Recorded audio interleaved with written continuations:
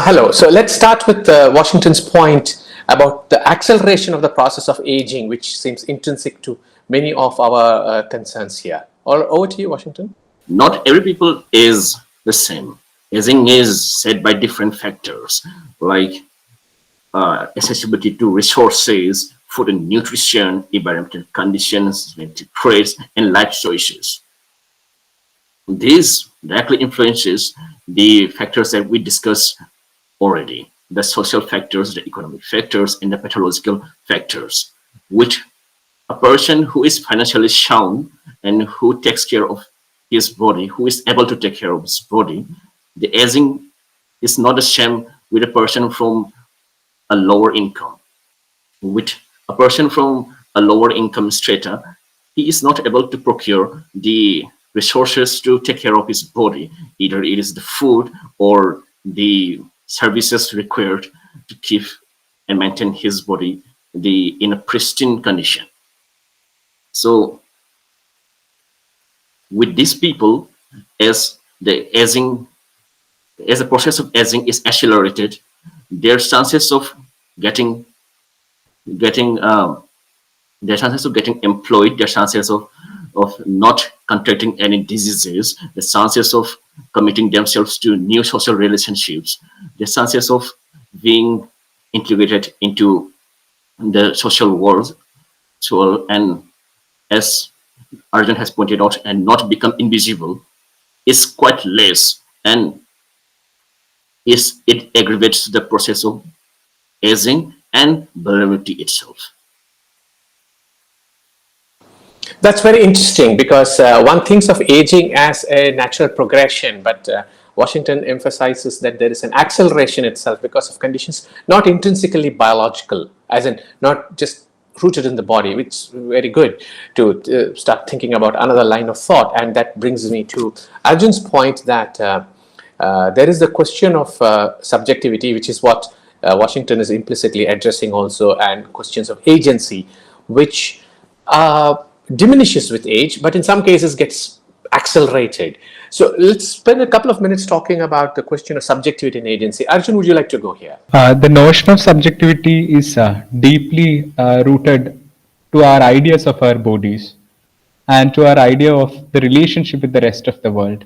So if we think of subjectivity, that is a result of our real world relationships, that we talk to people, they talk back to us, that there is a system of feedback. Then what happens with aging is key, as we talked about the problem of invisibility that comes with aging. So people start to like you start to disappear from the discourse that runs in society. For instance, there is this Gabriel Garcia Marquez novella about like an older individual who waits for a letter. It's called No One Writes to the Colonel. So he is of a certain age and nobody writes to him. So he always goes to the post office once the shipment comes looking for letters, but he never gets any. But his son, who is also a colonel or a bureaucrat in the military, he keeps getting it. He's not there, he's still waiting for his son. So he is somewhat invisible. He always waits for some address from the society there, but it does not happen. So what happens is that there is no feedback with older people. In the sense, I work on witnessing, so there is no response or address that happens in an adequate sense with aged individuals, and this starts affecting their subjectivity. So subjectivity is an expression of our worldview. If you do not partake in that discourse, if you do not partake in that daily dialogue, then what happens to your idea of yourself? Also, you start becoming dependent on a lot of different factors in society. There is somebody who takes care of you, there is a machine who takes care of you, there is an implant that assists in your living. Then what happens to you? Usually we have a certain conception of our body on which the notion of subjectivity is based. When that sovereignty is breached, when there is certain sense of assistance that comes to our body or our sustainability, then the borders are breached in some sense. Then the larger idea of subjectivity itself is problematized. So there are 2 points here. What happens to you when there is no proper dialogue with the rest of the body, when there is nobody to even write a letter to you? what happens to you when you are not adequately witnessed by the rest of the world, and what happens to you when the barriers are breached that you have to always take assistance from the rest of the world to live, but they are not adequately witnessing your existence. Which is to say that your border with the world is simultaneously breached but also closed off, isn't it? And it's a point I think Washington makes very early also that, for example, Arjun, you spoke about ghettoization. You are cared for, but you're simultaneously shut away. You are treated as a person who requires care, careful handling, etc., etc., and yet you are so that's what I refer to as an oscillation. So you are cared for, and yet what kind of a person are you? And there's a diminishing sense of one's own self. This brings us to the point that both of you have put together, and that is our sense of self relies upon a continuity of memories, of cognitive recognition or self recognition, and the erosion of physical ontological conditions means that you begin to wonder about ways of preserving it. And Washington makes the point that the poet in, say, Shakespeare and others, authors, is looking to ask or enforce upon the world um, ways of keeping oneself alive. If, for instance, Arjun, you said no one writes to the kernel, and the kernel seeks a recognition from the world, would that recognition come if, for example, your memories are out there, your narratives are out there, or as Washington might want to think about this, dwell upon legacies and children, for example? Washington? Yes, sir. For this, I would like to call upon the depiction of the process of vulnerability throughout literature. We can go back to the 15th century, and there the French poet Pierre Ronchard writes in his poem "When You're Old" that when the physiological features of the woman that he wishes to court diminishes, there is no there is no need to there is no need to enjoy their life at that age. So he is demanding the woman to agree to his courtship. With this, we can carry on to a different thought. He is not only projecting his courtship, but he is also projecting an anticipated vulnerability, which is what the process of vulnerability leads to. This anticipated vulnerability troubles poets towards the ages. In fact, W.B. Yeats picks up on Ronchard's poem and writes a poem with the exact title till in 1891. Yeats is famous for developing this anticipated vulnerability with his poems like Sailing to Byzantium, where he points out that there is that where he points out that there is no country for all men, and where he even calls the aged man as a poultry tree. There he equates the joys of lives to the fruits of the youth. And this further this further brings on to what Promoter has already talked about, like the regeneration of the self. In Shakespeare's poems, um, the first 17 sonnets are also termed as a procreation poems. It is because the narrator in the poem is asking the young man to have a child and preserve his bodily features.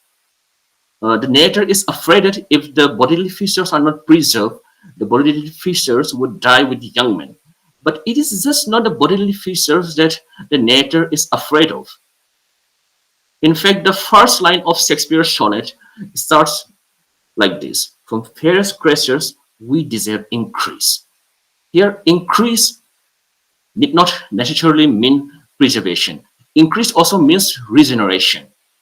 If we don't regenerate, the narrator is trying to say that it can lead to the loss of the oneself, and it can ultimately lead to the loss of the uh, to the human existence as well. If so, vulnerability, when we look in terms of aging, it also leads us to our imminent fear of extinction. If we don't regenerate, if if we don't create solutions to take care of our aging self will become our normal reality, and ultimately it will lead us to our extinction. So the question of regeneration then is always pertinent when we talk about the process of aging in literature as well as in cultural texts. It's interesting you point to the problem of anticipated vulnerability, that you expect it to happen and it's imminent at some point, that you will become, say, more vulnerable, and questions like that. So I was just wondering, when, for example, we speak about the continuities of memory or continuities of the self, or in the case that Washington you pointed out, the question of legacy, who will take this forward, and the possibility of extinction. Although I'm not quite sure extinction itself is vulnerability in that sense, but I see where you are getting, what you're getting at there. Arjun, would you like to respond to this point that Washington makes about anticipation of vulnerability? Because you also speak about the possible loss of the ability to become witnesses. That, for example, if there is graded loss of cognitive abilities, you know at some point that you will not be an adequately functioning witness. Your imminent extinction, so to speak, is the erasure of whoever you were or are from the world of the social order. And that is also something that Washington is referring to in his anticipated vulnerability argument. Would you like to respond to that? Yes, sir. The point of anticipated vulnerability or the demise of some sort is very interesting because we constantly hear people as they get old talk about how they lose memory. That I've started forgetting things. I misplace things a lot. I do not remember as I used to. So they start identifying there is a certain lack in the way they function as individuals. So what happens here is that you first start identifying these things, but at some point it becomes very evident. So the loss of cognitive functions, whether it be the ability to remember things, it also does something in turn. What happens is the idea of yourself as a subject, the idea of the sense of the self comes from a complicated process of narration, that you string all the memories that you have to make a narrative of yourself, and you are constantly reiterating it, and that is how you make sense of yourself. That is how we function in the world. So if you look at autobiographies, we know that people write certain memories, they recollect memories, they remember, and towards the end of it you have a certain sense of somebody talking, there is a teller figure. So when people start remembering things, this happens. But what happens when you start forgetting things that were core to yourself? Then there is a certain breach in the narrative that guaranteed the sense of self for all these individuals. So there they start identifying the first breach, that something is there. The anticipated vulnerability starts from the loss of cognitive capacities. Obviously, physical decline is very evident. I mean, that is very apparent. But this also happens simultaneously. And what this amounts to is the narrative breach occurs, and this also in turn changes the subjectivity of the individual, the way you respond. That's why when you look at people, especially people who are old, from your families, we might all have come across such persons in our families. We sometimes think this is not the same person I talk to. My grandfather is not the same person. There is a certain change in the way he talks about things, the way they act, the way they respond. So there is something that happened which we are not quite aware of, but it was a gradual thing. At some point, it becomes very different to the point that the self is not recognizable anymore. And these persons who have gone through it might not be able to account for it completely. Only the people around them mourn their loss. They can see it in lapses. So this is that movie, The Father, which we were talking about. He is not able to understand when he goes through these bouts. He thinks that he is absolutely that sense, that like that self, but everybody around him is capable of charting this lack, this erasure of self, and there are multiple cells that come and go. Their surface, it's like fish coming out of water. It comes and it goes. So this continuity of memory, the breach of it, I think points to an anticipated vulnerability. And that is one of the first markers, as far as I can see, that tells that something is going to happen.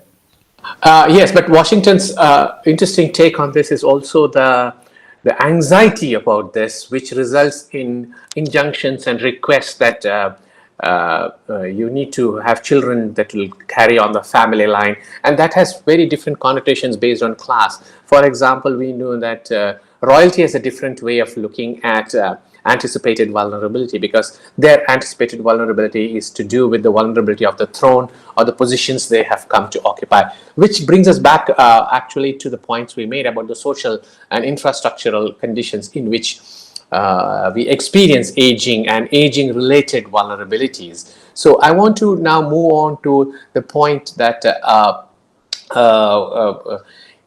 Washington makes, that aging actually is a collective sense of our or a sense of our collective precarity. Would you like to dwell upon that, Washington? Yes, sir. As Arjun has pointed out, the aging self is not aware of his vulnerable state, but all those around him are aware, and the aging self stands as a confirmation of the vulnerability. As Arjun has pointed out earlier, the aging self is not aware of his vulnerable state, but all those around him are aware of these, and the aged body is a confirmation of the anticipated vulnerability, as we have already talked about. And this confirmation is seen everywhere in our daily lives. Is seen everywhere in our daily lives when we go to places, as Arjun has already pointed out, in metros, trains, and everywhere. There are posters, there are infrastructural posters, advertisements towards our aging self. All of these points out, as I have already talked, about the collective anthropocentric precarity.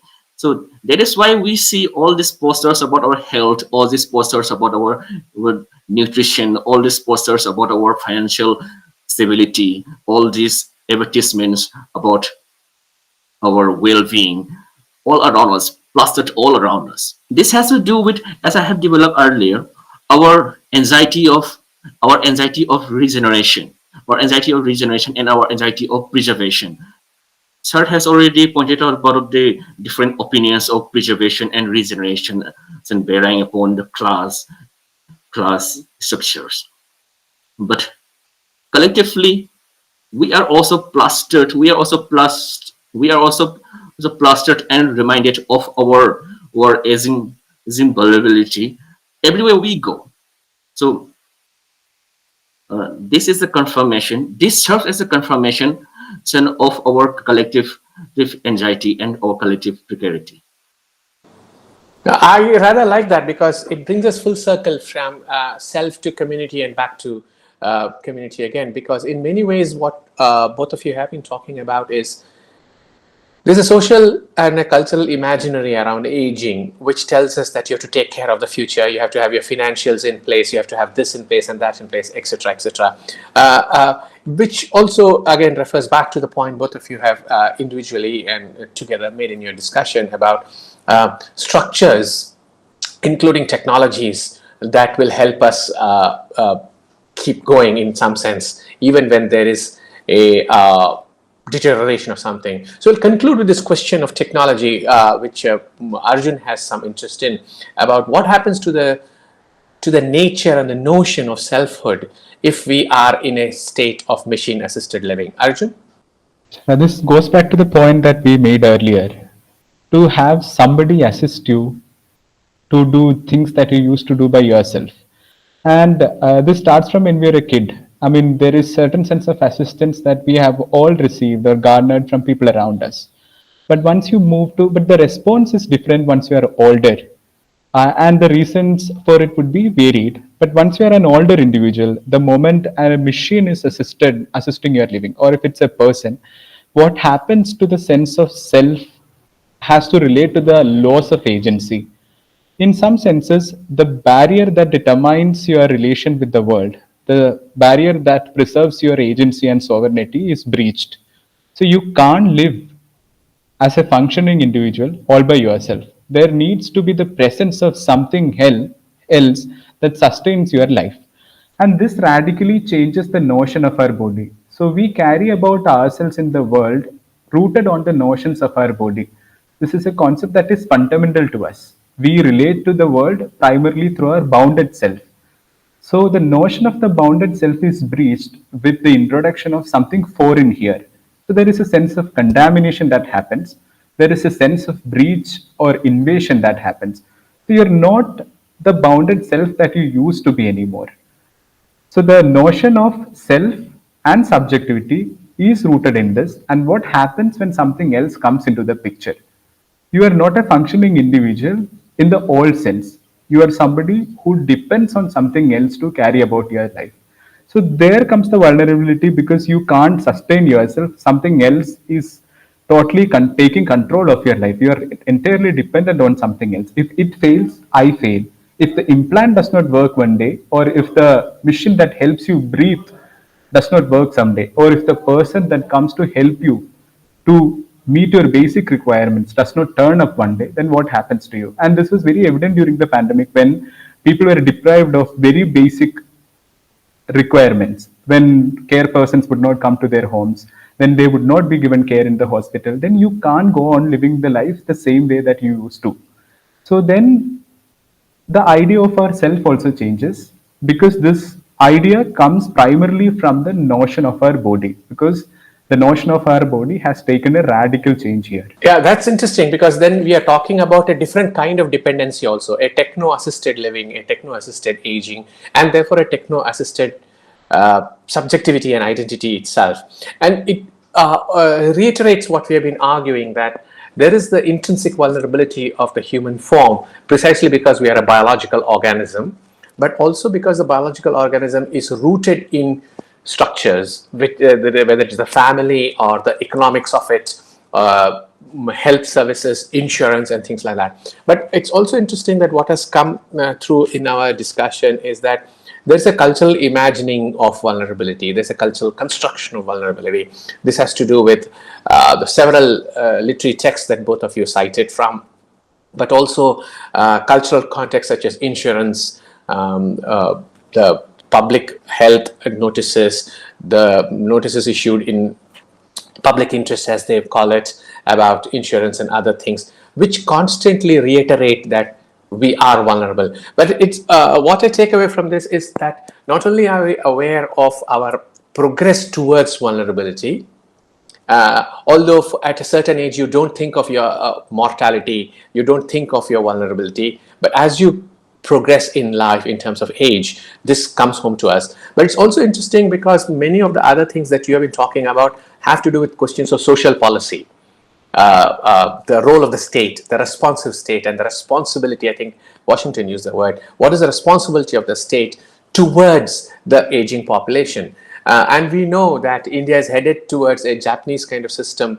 or social order where there'll be far more aging and elderly population than anywhere in the world. Thank you both for this. I'm going to stop recording here, and we'll keep the mic on for a couple of minutes.